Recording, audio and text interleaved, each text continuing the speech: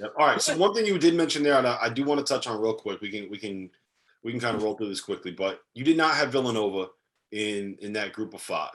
I think that Villanova will be in that group of 5 if they can find a way to turn basically what is a 6-man rotation plus Chris Arcidiacono into something that is closer to an 8-man rotation. If they can get Jordan Longino to the point where is it Longino or Longino? Fanta. Longino.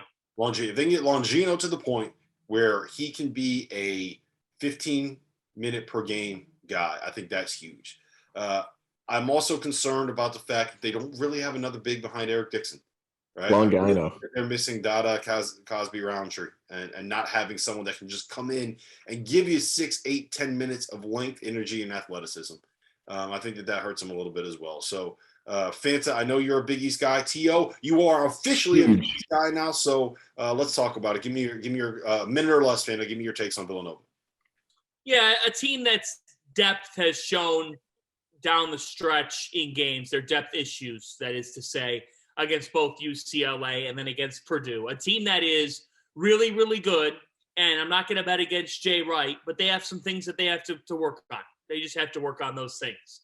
Colin Gillespie down the stretch in these games has appeared to be a little bit taxed and gassed, and I think that there's so much that's put on his plate at the 1 that let's see what happens. Let's see how Jay Wright adapts things a little bit. A team that also got exposed by Zach Edey, as most teams in America will, but Villanova just doesn't have much to combat the size of a team that, like Purdue or Gonzaga, can throw at them. And here's the thing with Villanova, it may sound like we're being a little bit hard, but the fact is, when you've won 2 of the last 5 national championships, we are treating you that way. You've earned to be treated in that conversation.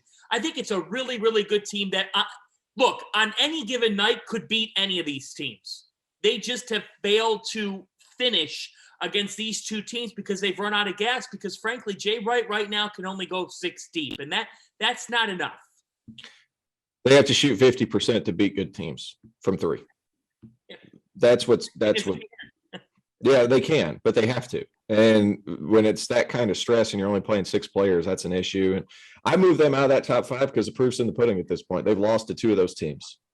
So, I mean, for them I'm not saying Villanova is not a top 15 team. I just don't think that they're in that top 5. I think there's 5 teams so far this season that have separated themselves among the rest. Villanova's in that next tier, but I just feel like that 5 that I mentioned earlier, Purdue, Gonzaga, Duke, UCLA, and Kansas, like those guys are just a different level in college basketball. And last year there was only 2 teams that were on that level. This year we have 5. So I think that's a good thing for college basketball.